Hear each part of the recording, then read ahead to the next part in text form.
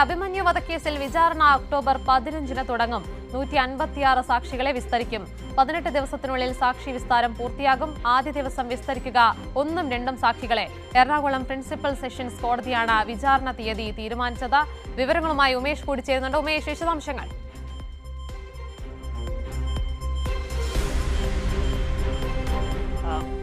എറണാകുളം മഹാരാജാസ് കോളേജിലെ SFI നേതാവായിരുന്ന അഭിമന്യുവിനെ കൊലപ്പെടുത്തിയ കേസിൽ കുറ്റപത്രം സമർപ്പിച്ച് 8 വർഷത്തിന് ശേഷമാണ് ഇപ്പോൾ വിചാരണ ആരംഭിക്കാൻ പോകുന്നത്.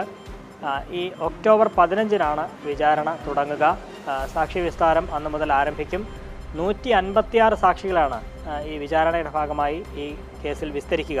156 സാക്ഷികളിൽ 1ഉം 2ഉം സാക്ഷികളെയാണ് ഈ വിചാരണ സാക്ഷി വിസ്താരം തുടങ്ങുന്ന ആദ്യ ദിവസം വിസ്തരിക്കുക. 1ഉം 2ഉം സാക്ഷികളായിരിക്കും.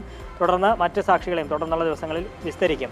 അങ്ങനെ 18 ദിവസത്തിനകം ഈ വിസ്താരം പൂർത്തിയാക്കണം എന്നാണ് തീരുമാനിച്ചിരിക്കുന്നത്. ഈ കേസിൽ 4 മാസത്തിനകം കേസിൻ്റെ വിചാരണ പൂർത്തിയാക്കണമെന്ന് ഹൈക്കോടതി നേരത്തെ നിർദ്ദേശിച്ചിരുന്നു. ഈ സാഹചര്യത്തിലാണ് എറണാകുളം പ്രിൻസിപ്പൽ സെഷൻസ് കോടതി അതിവേഗം വിചാരണ നടപടിയിലേക്ക് ഇപ്പോൾ കടന്നിരിക്കുന്നത്.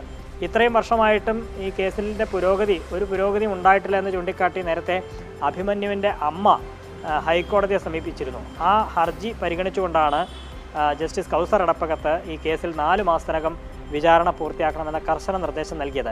ഇതിൻ്റെ ഭാഗമായാണ് ആദ്യ കുറ്റപത്രത്തിൽ പ്രതികളായ 16 പേർ പ്രതികളായ ആദ്യ കുറ്റപത്രത്തിന്മേൽ വിചാരണ തുടങ്ങാൻ പോകുന്നത്. പോപ്പുലർ ഫ്രണ്ട്, ക്യാമ്പസ് ഫ്രണ്ട് പ്രതികളായ 16 പേർ അവർക്കെതിരെയുള്ള വിചാരണയാണ് ആരംഭിക്കുന്നത്.